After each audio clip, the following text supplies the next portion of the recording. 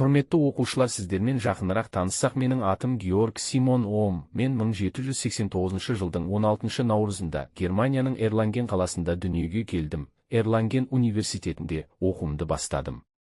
Мен 1826 жылы маңызды жаңалығымды аштым, меншікті кедергі ұғымын енгіздім. Зерттеулерім арқылы әртүрлі материалдардың электр тогына қарсыласу қабілетін салыстырып, олардың өзіне тән қасиеттері бар екенін анықтадым. Құрметті оқушылар, бүгін мен өткізгіштердің қасиеттерін зерттеуде маңызды қорытындыға келдім. Мен электр тогының өткізгіш арқылы өтуіне не әсер ететінін анықтауға тырыстым. Зерттеулерімнің барысында өткізгіштің жалпы кедергісі оның бірнеше негізгі қасиеттеріне байланысты екенін байқадым. Біріншіден, мен анықтадым, егер өткізгіштің ұзындығын арттырсақ, онда оның кедергісі де артады. Бұл логикалық, өйткені ток өткізгіштің ішінде ұзағырақ жол жүреді, демек, электр зарядтарына кедергі көп болады. Екіншіден, өткізгіштің көлденең қимасының ауданына назар аудардым. Егер ауданды үлкейтіп, өткізгішті қалыңдатсақ, кедергі азаяды. Бұл да түсінікті, себебі үлкенірек қима арқылы ток оңай өтеді. Үшіншіден, өткізгіштің материалының да маңызды рөл атқаратынын байқадым. Әртүрлі материалдардың меншікті кедергісі әртүрлі болады. Мысалы, кейбір материалдар токты оңай өткізеді, ал басқаларына үлкенірек кедергі тән. Сондықтан мен мынадай тұжырым жасадым.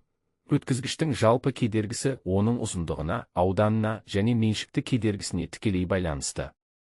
Мұны былайша формула түрінде жазуға болады. R тең ρ көбейтілген L бөлінген S.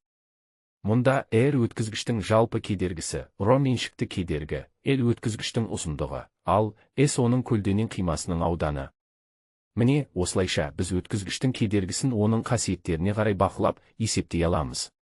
Бұл ашылым электр тізбектерін жобалау мен оларды тиімді пайдалануда өте маңызды рөл атқарады.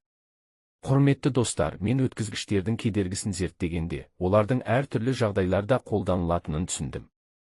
Өміріміздің көптеген салаларында біз кедергіні арттыру, немесе төмендету арқылы белгілі бір мақсаттарға жетеміз. Мұны сіздерге нақты мысалдар арқылы түсіндіріп берейін. Кедергіні арттыру қажет болатын жағдайлар.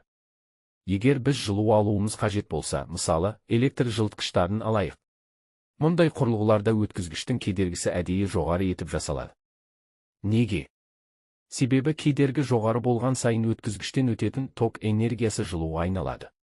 Сондықтан электр пештерінде немесе үтіктерде жоғары кедергісі бар материалдар, мысалы, никель-хром қорытпалары қолданылады.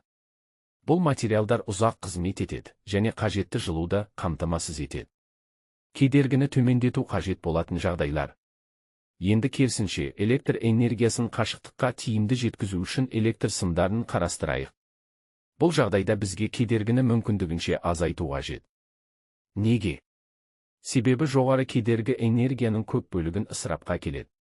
Сондықтан электр желілерінде мыс немесе алюминий сияқты төмен меншікті кедергісі бар материалдар қолданылады.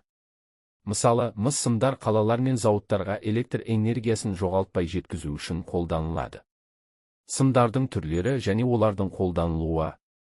Бір мыс сымдар, олар үйдегі электр жүйелерінде қолданылады, себебі олар жоғары өткізгіштікке ие, әрі мықты және ұзақ мерзімді.